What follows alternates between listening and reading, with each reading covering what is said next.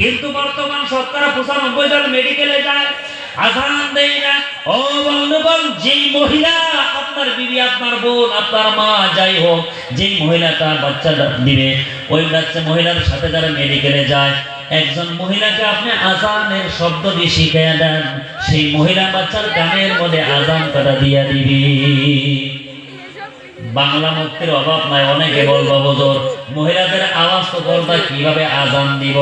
মহিলাদেরকে জোরে আওয়াজ দেওয়ার প্রয়োজন নাই। বাচ্চা যখন জন্ম হবে, একজন মহিলা মনে মনে আস্তে আস্তে আওয়াজ দিয়ে বাচ্চার কানের মধ্যে আজানের শব্দ কটা বললেও হয়ে গেল। আল্লাহু আকবার, আল্লাহু আকবার, আশহাদু আল্লা ইলাহা ইল্লাল্লাহ, আশহাদু আল্লা ইলাহা ইল্লাল্লাহ। আস্তে আস্তে বাচ্চার কানের মধ্যে আজানের শেষ পর্যন্ত শব্দটি বললেই হক আদায় হয়ে যায়। আমার বন্ধুগণ, কয়জন মানুষ আছে, আমার বাচ্চা, আমার ছেলে হয়েছে, নাতি হয়েছে, আমি আপনি আজান দিছি, কিন্তু যে জায়গায় বাচ্চা মার পেটের থেকে দুনিয়ার মধ্যে আসে, সর্বপ্রথম বাচ্চার কানের মধ্যে আজান দিতে হয়। বর্তমান জামানায় যেই মাত্র খবর শুনে কারো ছেলে হয়েছে, কারো নাতি হয়েছে, বাচ্চা দেখার আগেই পকেট থেকে মোবাইল বার করে সর্বপ্রথম কাম হলে এক কপি ফটো মেরা ফেসবুকে ভাইরাল করে দেয়। আমার বন্ধুগণ, তারপর প্রত্যেকটা বাচ্চা তার মা বাবার কাছে প্রাপ্য হয়। বাচ্চা যখন মায়ের পেট থেকে দুনিয়ার মুখে আসে, দুনিয়ার মধ্যে আসার পর একজন আল্লাহওয়ালা পরহেজগার মানুষের কাছে একটু খেজুর নিয়ে যেতে হবে। একটু খেজুর নিয়ে আল্লাহওয়ালা পরহেজগার মানুষের কাছে যান, একটু খেজুর ওনাকে দিয়ে চাবিয়ে নিয়ে আসেন, মুখে দিয়ে চাবিয়ে দিবে। ওই চাবানি খেজুর লোয়ার যাতে লেগে থাকে একটু নিয়া আপনার ওই ছোট বাচ্চার তালুর মধ্যে সামান্যতম খেজুর লাগাইয়া দেন। তার মানে আপনার বাচ্চাটা দুনিয়া আসার পরে তার পেটে যেটা সর্বপ্রথম খানা যায়, যাতে একজন আল্লাহওয়ালা পরহেজগার মানুষের জুতা বাচ্চার পেটের মধ্যে যায়। কিন্তু আমরা কি করি, যেই জায়গায় আল্লাহওয়ালা পরহেজগার মানুষের জুতা বাচ্চার পেটে দেওয়া দরকার, সেই জায়গায় আমি আপনি কি করি? আমি আগেই বলছি, এই জামানায় শতকরা 60 থেকে 70 জন মানুষ আমরা নেশার মধ্যে, বিড়ি সিগারেট গুটখা শিকড় যারা খায়, যখন কোন মানুষ শুনতে পায় কারো নাতি হয়েছে, কারো ছেলে হয়েছে, একজন মানুষ 5-7 বছর ধরে বিবাহ করেছে, সন্তান হয় নাই, যেই মাত্র খবর পায় তার সন্তান হয়েছে, দেখার জন্য পাগল হয়ে যায়। একজন বাবা তার 2-3টা মেয়ে, যেই মাত্র খবর শুনে তার ছেলে সন্তান হয়েছে, দেখার জন্য পাগল হয়ে যায়, সঙ্গে সঙ্গে যায় বাচ্চাটা কোলে নেয়। যার যেটা সম্পর্ক বাচ্চার সাথে কথা বলে নানাই, নানা কি ভাইকে দাদা কথা বলে। কিন্তু মানুষ বর্তমান জামানার মধ্যে 60 থেকে 70 জন বিভিন্ন নেশার মধ্যে আসি, বিড়ি সিগারেট গুটখা শিকড় যারা খায়। আমার বাচ্চার সাথে যখন কথা বললাম, যেই জায়গায় আল্লাহওয়ালা পরহেজগার মানুষের মুখের জুতা বাচ্চার মুখে দেওয়ার কথা ছিল, ওই জায়গায় বিড়ি সিগারেট গুটখা শিকড়ের গন্ধ দিয়া যাত্রা করে তুই আসি না নাই। আমার বন্ধুগণ, এই প্রথমের দিকে হকটি মনে রাখবেন, এই হক বাচ্চার আদায় করতে হবে। তারপর প্রত্যেকটা বাবার হক, বাচ্চা যখন 7 দিন বয়স হয়ে যায়, জন্মর পরে যখন 7 দিন হয়ে যাবে, ওই বাচ্চার মাথার চুল কাটা বেড়ে দিতে বাচ্চাই আপনি চাচতে হবে। মাথার চুলটি চাচে ওজন করবেন, ওই চুলের যত পরিমাণ রূপা হয় ততখানি রূপা শ্রদ্ধা করে দিতে হবে। বাচ্চাটার সুন্দর দেখে, ভালো অর্থ দেখে একটা নাম রাখতে হবে, এবং বাচ্চার নামে 7 দিনের একটা আকিকা করে দিতে হবে। এই প্রত্যেকটা হক বাচ্চা তার মা বাবার কাছে প্রাপ্য। আপনার টাকা পয়সা নাই, 7 দিনের দিন পারলেন না, 14 দিনের দিন করেন, 14 দিনে পারলেন না 21 দিনে করেন, 21 দিনে পারলেন না যত সম্ভব তাড়াতাড়ি বাচ্চার আকিকাটা করার চেষ্টা করেন। এইভাবে যদি কোনো মা বাবা বাচ্চার হক আদায় করে, ওই বাচ্চা ভবিষ্যতে কি হবে, আর যারা হক আদায় না করা হয় তারা কি হবে, আমি আগেই কিছু বলেছি। আমার বন্ধুগণ, বাচ্চা যখন আস্তে আস্তে 2-1টা কথা বলা শিখছে, 2-1টা কথা বলতে পারে, প্রত্যেকটা মা বাবার একটা দায়িত্ব, ওই বাচ্চাটাকে ইসলামের মোটা মোটা বস্তুগুলো তার দিনের মধ্যে ঢুকিয়ে দিতে হবে। আল্লাহ কাকে বলে, আল্লাহর পরিচয় একটু ঢুকাইয়া দেন। রসুল কাকে বলে, নবী কাকে বলে, মাদ্রাসা কাকে কয়, মসজিদ কাকে কয়, কোরআন শরীফ কাকে কয়, ইসলামের মোটা মোটা বস্তুগুলা ওই বাচ্চার ব্রেইনের মধ্যে ঢোকায় দিতে হবে। আমার বন্ধুগণ, বাচ্চা যখন আপনার 3-4 বছর বয়স হয়ে যাবে, কথা বলতে পারে, চলতে পারে, সব কিছু করতে পারে, প্রত্যেকটা মা বাবার দায়িত্ব যে আপনার বাচ্চাকে সর্বপ্রথম কোরআনের শিক্ষা দিতে হবে। সর্বপ্রথম কোরআনের শিক্ষা দিতে হবে। এর জন্য প্রত্যেকটা বাড়িতে যার ছোট ছেলে মেয়ে আছে, মক্তবের মধ্যে পাঠানো এটা একদম বাধ্যতামূলক, ফরজে আইন, করতেই হবে যে মক্তবে যাইতে হবে। মাদ্রাসা পাঠিয়ে দেন, 1 ঘন্টা তালিম শিখবো, তারপরে স্কুল কলেজ ইউনিভার্সিটি যে জায়গায় ইচ্ছা সে জায়গায় পড়বো। প্রত্যেকটা বাড়ির ছেলে, যারই ছেলে আছে, ছোট মেয়ে আছে বা নাতি আছে, এটা মক্তবে পড়া বাধ্যতামূলক কোরআনের শিক্ষা। এর কত ফায়দা আমি আগে বলবো ইনশাআল্লাহ। কোরআনের শিক্ষা বাধ্যতামূলক করতে হবে। যেই মা বাবা তার প্রত্যেকটা ছেলে সন্তানকে ছোটবেলায় কোরআনের শিক্ষা দিয়ে দিছে, ওই সন্তান এরকম গুনাহের মধ্যে, ওপেন ভাবে এরকম খারাপ কামের মধ্যে সহজে যাইতে পারবে। মক্তবের ব্যবস্থাটা ভালো করেন, প্রত্যেকটা গ্রামে মসজিদের মক্তবটা মজবুত করে দেন, যাতে কোরআনের শিক্ষা ভালো করে দেওয়া হয়। প্রত্যেক বাড়ির মা বাবা তার সন্তানদেরকে মক্তবের শিক্ষা করে দেয়। মক্তবে যাওয়ার পরে ওযুটা কিভাবে করতে হয় শিখবে, কিভাবে পড়তে হয় শিখবে, গোসল কিভাবে করতে হয় শিখবে, জানাজার নামাজটা কিভাবে পড়তে হয় শিখবে, জানাজার দোয়া কটা মুখস্থ করবে, জানাজার কাপড়গুলা কিভাবে কাটতে হয় তারা শিখবে। এই সব কিছু তার ভিতরে আসবে।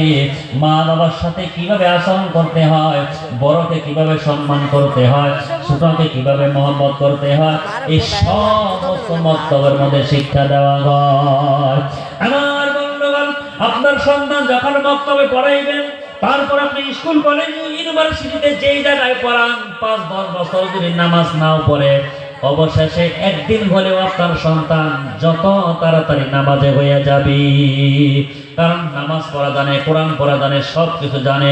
বর্তমান জামানায় অনেকগুলো মানুষ মসজিদে যায় না, একটাই কারণ, তারা কোরআন পড়া জানে না, নামাজ পড়া জানে না, ওযু করা জানে না, কয় রাকাত এটাও তারা জানে না। এই লজ্জায় অনেকগুলো মানুষ মসজিদে যায় না। এখনো আছে 20 বছর 25 বছর ধরে নামাজ পড়ে, ওযুটা ভালোভাবে করা জানে না, নামাজের রুকু সিজদা পর্যন্ত জানে না। এই যে রুকুতে যায় নিল একটা সিজদা দিয়া মাথা উঠে সিধা ওই না, খালি মিস কল দিয়ে থাকে। এই নামাজ কোনোদিনই কাজ হবে না। যার জন্য নামাজ পড়ে 5 ওয়াক্ত গাড়া টুপি মাথায়, কিন্তু গুনাহের কাম একটাও ছাড়তে পারে না, তার কারণ তার নামাজই হয় না। আমার বন্ধুগণ, প্রত্যেকটা বাড়ির ছেলেমেয়েকে মক্তবে পড়াবেন, কোরআনের শিক্ষা দিবেন। কিন্তু বর্তমান জামানায় আফসোস লাগে, ইংলিশ মিডিয়ামে জাতীয় বিদ্যালয়, প্রাইভেট স্কুল যতগুলো আছে, যাদের ছেলে মেয়েকে আমরা দেই, দেখবেন ছেলে মেয়ে স্কুলে যাওয়ার 1-1.5 ঘন্টা আগে মা বাবা তৈরি হয়ে যায়, মা রেডি হয়ে যায়, তার বাচ্চার জন্য কানি কাপড়, খানা পিনা, টিফিন সিফিন সব তৈরি করে ওই বাচ্চাটাকে নিয়ে একদম স্কুল পর্যন্ত পৌঁছে যায় না নাই। আবার অনেকগুলো বাড়িতে মানুষ কম, তার বাবা পারমিশন দিয়ে দেয় তার বিবিকে, যে মেয়েটাকে বা ছেলেটাকে স্কুলে দিয়া ওই জায়গায় বসে থাকে, আবার যখন ছুটি হয় বাড়িতে নিয়ে আসে। এরকম আছে না নাই? কিন্তু একজন মানুষ এরকম আমি আজ পর্যন্ত দেখলাম না, তার একজন ছোট ছেলেকে ছোট মেয়েকে একটু ওযু টুজু করিয়া কাপড় টানে দিয়া কায়দার হাতে নিয়ে মক্তব পর্যন্ত দিয়ে আসলো, একজন মানুষ পাইলাম না। কেন? জাতীয় বিদ্যালয়, ইংলিশ মিডিয়ামে, প্রাইভেট স্কুলে যখন আমরা দেই, 1-1.5 ঘন্টা আগে উঠে টিফিন সিফিন সব রেডি করে একদম দিয়েছি আসি। আবার সিস্টেমে রেডি করে বাইরে একটা রুম, যত মা আছে তারা সন্তান ভিতরে, আর বাইরে কোন জায়গায় যাবো, একটা ঘর বাড়ি দিচ্ছে রুম, ওই জায়গায় তারা বসে। আর 10 মহিলা যদি এক জায়গায় বসে, তাহলে ভাবেন যে সারা সমষ্টি না, দেশের খবর নিয়ে দেবো তারা। সব মহিলা না, কিছু মহিলা আছে, এইভাবে তারা সারা দেশটা মাথায় নিয়ে ঘুরবো। আর ফিরেন নাগাল মোবাইলটা একটা দিছেন, রং নম্বরে সারা দিন আলাপ পারবো। আপনার সন্তান স্কুলে পড়বানেছে, আপনার বউ রং নম্বরে প্রেম করবানেছে, 2-3 বছর পরে দেখেন পোলান 2-3 জন থিয়া অন্য ধরনের পলে গেছে। এরকম আছে না? 2-4 হয় না? নাই। এই লাইসেন্সটা কারা দিছি? আমরা নিজেরা দিছি। মহিলাকে কেন বাড়ির থেকে বাইরে করে আমরা পারমিশন দিলাম? এই দোষ আমরা। এইভাবে প্রত্যেকটা মা বাবা যদি ছোট থেকে প্রত্যেকটা মা বাবা তার সন্তানের হক আদায় করে, ওই সন্তান কোনোদিন খারাপ হইতে পারে না। তারপরেও হইতে পারে 2-4 জন হইতে পারে। এই যে তামুল সুপারি গাছ না, তামুল কোন না সুপারি কোন? সুপারি। একটা যদি সুপারি বাগান থাকে 100 গাছ, তার মধ্যে 95টা সুপারি গাছ, 5টা নারকেল গাছ, তাহলে সুপারি বাগান করবো না নারকেল বাগান করবো? একটা বাগানে 95টাই সুপারি গাছ, 5টা নারকেল গাছ, সুপারি বাগান করবো না? ওটারে নারকেল বাগান কেউ করবো না, কারণ 5টা নারকেল, 95টাই সুপারি গাছ। এইভাবে প্রত্যেকটা মা বাবার সন্তানের হক আদায় করে, করার পরেও 2-4টা খারাপ হইতে পারে, বেশি না 2-4টা, আর সেটা হিসাবে আসবে না। তাহলে চিন্তা করে দেখছেন বেমার আমাদের কোন জায়গা? এই হক কয়জন গার্জেন আদায় করছে, যার জন্য আমার ছেলে মেয়ে কথা শোনে না। বর্তমান যারা যুবক আছে তাদেরকে দুটা পায়ের অনুযায়ী বিবাহ করতে মেয়ে দেখলেই পাগল হয়ে যায়, জাত পাত দেখে দিয়ে নাহলে সারা জিন্দগি তোমার বরবাদ হয়ে যাবো। আমার বন্ধুগণ, এই শুনে দেখেন এই জামানার মধ্যে এই জায়গার মধ্যে আছে তাম পৃথিবীর মধ্যে খবর নেন, একজন পুরুষ মানুষ যদি যুবক তার সমস্যা খারাপই আছে, সে জুয়া মদ বান করার সব বদমাশি তার মধ্যে আছে। ওই ছেলেটা যখন বিবাহ করবে তখন সেই ছেলেটাও চায় কোন একটা ভালো মেয়ে বিবাহ করতে পারে কিনা। আমার বন্ধুগণ, সে নিজেও বিশ্বাস, তার আব্বা তার বন্ধু বান্ধবদেরকে পুলিশকে জানিয়ে দেয়, ভাই আমার ছেলেটা বিবাহ করাইব, একটা কোন জায়গায় ভালো মেয়ের সংবাদ করে আমাকে জানিয়ে দিবা। যে যুবকের মধ্যে দুনিয়ার সমস্ত বদমাশি আছে, সেও চায় একটা ভালো মেয়ে বিয়ে করি, আর একটা মেয়ের আখলাক চরিত্র যতই খারাপ হোক তবু সেই মেয়েটা চায় ভালো একটা ছেলের সাথে যাতে আমার বিবাহ হয়। কেউ খারাপ চায় না, প্রত্যেক স্বামী চায় আমার বিবি হাল ভালো হোক, প্রত্যেক স্বামী স্ত্রী চায় আমার সন্তান ভালো হোক, এটা সবাই চায়। আমার বন্ধুগণ, এই শুনলে যুবক ভাইয়েরা, যদি কারো 12 বিবি লাগে, 12 সন্তান যদি কারো লাগে, পৃথিবীর কোনো জায়গায় যাওয়ার দরকার নাই, কোনো জায়গায় যাওয়ার দরকার নাই, শুধুমাত্র মালিকের সাথে তুমি কন্টাক্ট করা দরখাস্ত জানিয়ে দাও। আল্লাহ রাব্বুল আলামিন কোরআনে কারীমের মধ্যে সুন্দর করে শিক্ষা দিয়েছে, রব্বানা হাব লানা মিন আজওয়াজিনা ওয়া মিন যুররিয়াতিনা কুররাতা আয়ুন।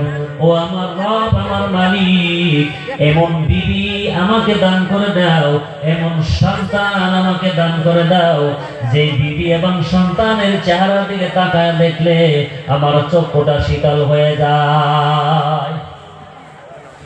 এমন বিবি আমাকে দান করে দাও, এমন সন্তান আমাকে দান করে দাও, যে বিবি এবং সন্তানের চেহারা দিকে তাকায় দেখলে চক্ষুটা শীতল হয়ে যায়, মনটা ভরে যায়।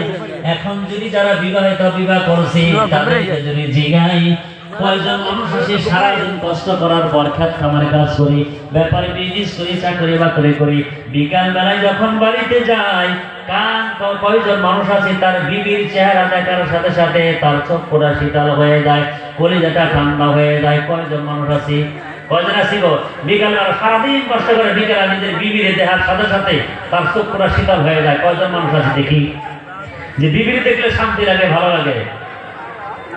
অল্প কয়েকজন মানুষ।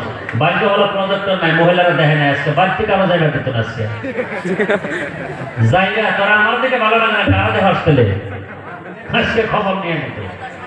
বেশিরভাগ মানুষ সারাদিন কষ্ট করার পর যখন বাড়িতে যায়, বিবি দেখে সন্তুষ্ট না, আর নিজের ছেলে মেয়ে দেখেও সন্তুষ্ট না। কারণ কি? আমার বন্ধুগণ, এই ধরনের অনেকগুলো ছেলে মেয়ে আছে, বিবি আছে, অনেকগুলো বিবি এরকম আছে, স্বামী যখন সকালবেলা বাড়ি থেকে বাহির হয়ে যায় বিজনেসের জন্য, কাজ কামের জন্য, চাকরি বাকরির জন্য, অনেক ধরনের বিবি আছে, স্বামী যখন বাহির হয়ে যাবে তার পিছে পিছে তার বিবি বাড়ি থেকে বাহির হইয়া গ্রামের এক মাথার থেকে আরেক মাথা পর্যন্ত এই যে আটা ইন্দুরের মতো চক্কর লাগাইয়া ফিরে না নাই। এই বাড়িতে যাবে একটু আলাপ করবে, ওই বাড়িতে যাবে একটু বদনাম করবে, ওই বাড়িতে যাবে একটু টাইম পাস করবে। এইভাবে বদনাম করে করে করে করে আবার স্বামী বিকালবেলা বাড়ি থেকে আসার আগে আগে বাড়িতে পৌঁছিয়া যায়। আমার বন্ধুগণ, এমন ধরনের কোন সন্তান আছে যেই সন্তান বাবা সারাদিন কষ্ট করে, মেহনত করে, সারাদিন কষ্ট করার পর যখন বিকালবেলা বাড়িতে আসে, সন্তানের চেহারা দিকে যখন তাকায় দেখে ওই সন্তান রাস্তা জকারের মতো দেখা যায়। মনে হয় যে মাথার চুল যে কাটিং দিছে এটা জঙ্গল না বাবুর বাসা, নাকি কোনো কিছু দিশা পাওয়া যায় না। মুখের দিকে তাকায় দেখবে গোটকা শিকড় দেয়া ভরা, এই যে তলের দিকে তাকায় দেখবে গোটকা শিকড় খাইতে খাইতে গোয়ার মাংস হুকিয়ে ফেলাইছে। দুইটা বেল দেওয়ার পরে লং পেন তার দইরা রাখতে পারে না, এরকম আছে না নাই? লং পেনের তলার দিকে চাইবে হাঁটুতে কয় জায়গায় ছিঁড়া, আস্তা দরকারের মতো পুরা শরীরটা মাপ দিলে তার মাংস হবো 13 কেজি। ওই সন্তানের চেহারা দিকে তাকায় দেখলে বাবার কলিজা ঠান্ডা হবে না? ঠান্ডা হবে?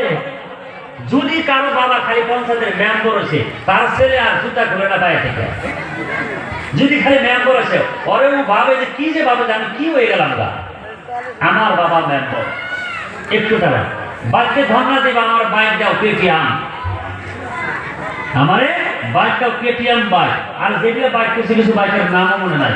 এই যে বাইকের চেহারা একটু দূরে থেকে যদি আপনি দেখেন বাইকের চেহারা আর যে বইছে ওর চেহারা একবার মিল, আস্থা বাংলার মতো দেখা যায় দূরে থেকে। মানুষ বলছে না কি বলছে বোঝা যায় না, কারণ শরীরে ওরা আসলে মাপ দিলে ও 13 কেজি। হ্যাঁ বাইকটা দিবেন দেয় কেটিএম বাইক দাও, নাহলে বাইক তুলে দাম না। কেটিএম বাইকের ফুল ফর্ম কি জানেন? কেটিএম বাইকের ফুল ফর্ম হচ্ছে কেটিয়া তুমি মরিবা, এটা হচ্ছে কেটিএম এর ফুল ফর্ম। এক একটা কেটিএম এর কাছে কিমান যুবকের দাম যায়, ধর্মা দিয়ে দেবো।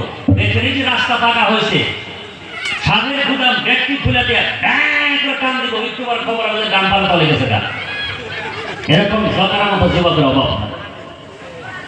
আমার বন্ধুগণ, যদি কারণে একটা বিবি থাকে, আপনার বিবি যদি নেককার হয়ে যায়, পর্দা নিশীন যদি হয়, দিনদার যদি হয়, ওই স্বামীর বাউন্ডারি বাড়িতে থাকবে, স্বামীর বিনা পারমিশনে বাড়ির বাউন্ডারি যাবে না, বাহিরে যাবে না, পর্দা নিশীন হয়ে থাকবে, অন্য পুরুষের সাথে আড্ডা মারবে না, ফেসবুকে ইউটিউবে টাইম পাস করবে না। ওই বিবিটা কি করবে? পর্দা নিশীন হয়ে থাকবে, কোরআনে তেলাওয়াত করবে, নামাজের সময় যখন হবে নামাজ পড়বে, নামাজ পড়িয়া দুইটা হাত বাড়িয়া মালিকের কাছে দরখাস্ত জানাইয়া দোয়া করবে, আমার মালিক ও আমার আল্লাহ, আমার স্বামীটা ছোট একটা বিজনেস করে গো, আমার স্বামীর বিজনেসের মধ্যে তুমি বরকত দান করে দাও, আমার স্বামীকে কোনো মুসিবতের মধ্যে পালাইও না, আমার স্বামীকে তুমি আল্লাহ সুস্থ রাখো, কোনো বেমার আজারের মধ্যে পালাইও না। এইভাবে কোনো বিবি তার স্বামীর জন্য বারবার দোয়া করে চোখের পানি ফালাইয়া কান্দে। অনেকগুলো স্বামী আছে কেরালা, চেন্নাই, বিভিন্ন জায়গায় চাকরি বাকরি লেখাপড়া করে চলে যায়, 1 মাস 2 মাস 3 মাস পর্যন্ত আসতে পারে না। কিন্তু আপনার নেককার বিবি যদি হয়ে যায়, ওই বিবিটার স্বামীর বাড়ির বাউন্ডারির ভিতরে থাকবে, বাইরে যাবে না, পর্দা নিশীন হয়ে থাকবে, অন্য কোনো পুরুষের সাথে আড্ডা মারবে না, নামাজ পড়ে পড়ে আল্লাহর কাছে হাত বাড়িয়ে দোয়া করে কাঁদবে, আমার মালিক, আমার স্বামীটা বাহিরে থাকে গো, মানুষের দানে দাঁড়ে যায় কষ্ট করে, আল্লাহ আমার স্বামীকে তুমি সুস্থ শরীরে আমার বাড়িতে তুমি ফিরাইয়া দিও, আমার স্বামীকে কোনো বড় বেমার তুমি দিও না। এইভাবে কোনো মহিলা যদি তার স্বামীর জন্য চোখের পানি ফেলাইয়া বারবার দোয়া করে, একবার যদি আল্লাহ তাআলার রহমতের জোশ মেরে দেয়, আল্লাহ তার স্বামীর তামাম জিন্দেগির গুনাহগুলো মাফ করে দিবেন না। আমার বন্ধুগণ, এই জন্য ভালো নেককারে বিবি রাখবেন, ভালো নেককার সন্তান হলে কি লাভ?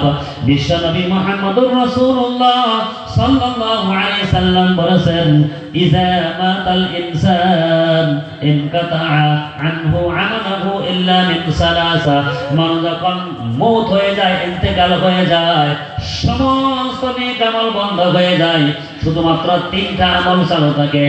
এক নম্বর বয়সে সাদাকাতুন জারিয়া, দুই নম্বরে ইলমু ইউনতাফাউ বিহি, তিন নম্বর বলা হয়েছে ওয়ালাদিন সালিহিন ইয়াদউ লাহু।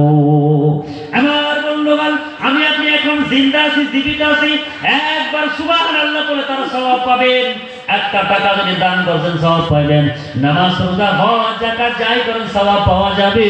কিন্তু যখন আমার আপনার ভিতরে থেকে রূহটা বাহির হয়ে যাবে, আর কোনো নেকি পাওয়া যাবে না।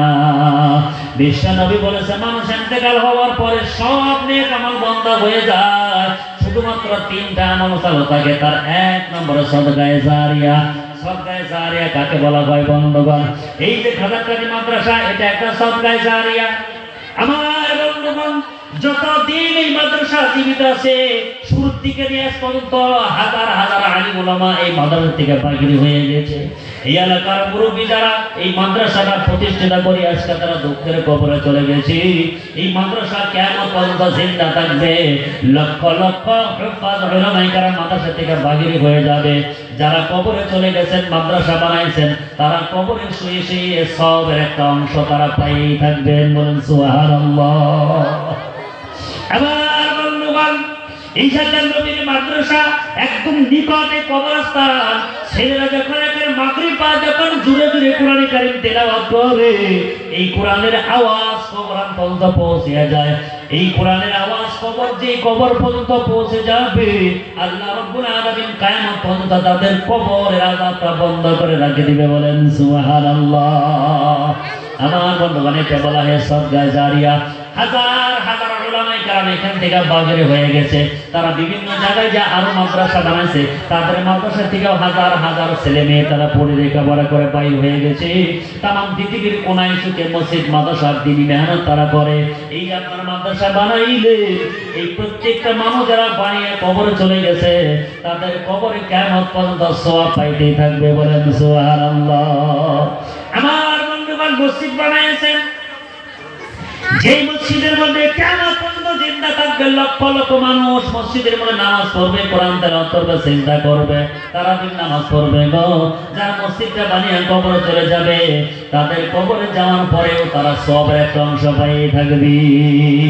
এটাকে বলা হয় সাদকায়ে জারিয়া। এই যে রাস্তা যারা বানিয়েছে, অনেক এরকম মানুষ আছে কারো বাড়ি থেকে বাহির হওয়ার জন্য রাস্তা নাই।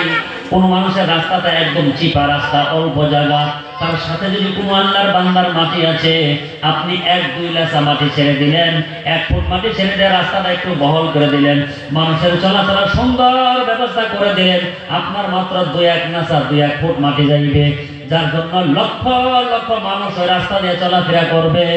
কিয়ামতের দিন আপনি সাদকায়ে জারিয়ার সওয়াব পাবেন। বলেন সুবহানাল্লাহ। আমার বন্ধুগণ, আপনি হজ করছেন, আপনি নামাজ পড়েন, রোজা রাখেন, যত ইবাদত করেছেন সব ইবাদত বিফল হয়ে যাইতে পারে, কিন্তু যে রাস্তাটা বানিয়ে দিলেন লক্ষ লক্ষ মানুষ রাস্তা দিয়ে চলাফেরা করে, কিয়ামতের দিন কঠিন মুসিবতের সময় আমার আল্লাহ এই একটা আমলের বদলে আপনার তামাম জিন্দেগির গুনাহগুলো মাফ করে দিতে পারে। এটাকে বলা হয় সাদকায়ে জারিয়া। রাস্তার পাশে কেন একটা গাছের চারা লাগাইয়া দিয়েছে, ওই গাছটা যখন বড় হয়ে যায়, রোদ্রের মধ্যে মানুষের গাছের তলে ছায়ার মধ্যে আরাম করে। গাছের মধ্যে যদি কোনো ফল লাগে, পাখি নয় বা মানুষে যদি খায়, এটা সাদকায়ে জারিয়ার সওয়াব পাওয়া যাবে। আমার বন্ধুগণ, দ্বিতীয় নম্বরে ইলমে নাফি। ইলমে নাফি এরকম ইলম পুরো শিক্ষা দিয়ে যাওয়া, যে ইলমের দ্বারা মানুষের ফায়দা হাসিল করে লাভবান হয়, উপকৃত হয়ে যায়। এই যে হাজার হাজার কিতাবগুলা উলামায়ে কেরাম পড়ে, আমরা আমাদের ছাত্রদেরকে শিখাই, তারা তাদের ছাত্রদেরকে শিখাইবে। স্কুল কলেজ ইউনিভার্সিটি যত কিতাব লেখা হয়েছে, সেই কিতাবের দ্বারা মানুষের দুনিয়াবি জ্ঞান হাসিল করে। এই সমস্ত ইলমে নাফি যেগুলা যারা থুয়ে গেছে, যারা শিক্ষা দিয়ে গেছে, সব এগুলা কিয়ামতের দিন তারা কবরে যায় যায় আজ পর্যন্ত থেকে সওয়াব পাইতেই থাকবে। বলেন সুবহানাল্লাহ। আমার বন্ধুগণ, 3 নম্বরে বলা হয়েছে ওয়ালাদিন সালিহিন ইয়াদউ লাহু। নেক ছেলে সন্তান যদি মা বাবার জন্য দোয়া করে, আল্লাহ দোয়াটা কবুল করে নেয়। আমার বন্ধুগণ, অনেকগুলো এরকম সন্তান আছে যাদের মা বাবাকে আদর করে, যত্ন করে, ভালোভাবে খাওয়ায়, মা বাবার বেমার হইলে ডক্টরের কাছে নিয়ে যায়, ট্রিটমেন্ট করে, থাকার ব্যবস্থা ভালো করে দেয়। কিন্তু মা বাবা যখন কবরে চলে যায়, ওই সন্তান ভাবে আমার আর কোনো দায়িত্ব নাই, মা বাবা কবরে চলে গেছে, আমার জিম্মাদারি শেষ। কিন্তু না না, কোনো মা বাবা কবরে যাওয়ার পরেও তার থেকে জিম্মাদারি শেষ হয় না। মা বাবা কবরে যাওয়ার পরে আমার আপনার কাছে প্রাপ্য হক, সর্বপ্রথম প্রাপ্য হক হয়েছে প্রত্যেকটা মা বাবা তার সন্তানের কাছে চায় যে ওসিয়ত করিয়ে ফিরে যায়। শরীয়ত সম্মত যদি ওসিয়তটা হয়, প্রত্যেকটা সন্তান তা মানতে হবে। দ্বিতীয় নম্বর, মা বাবা যদি কোনো জায়গায় ঋণ থাকে, সন্তানের দায়িত্ব তোমার মা বাবার ঋণ পরিশোধ করতে হবে।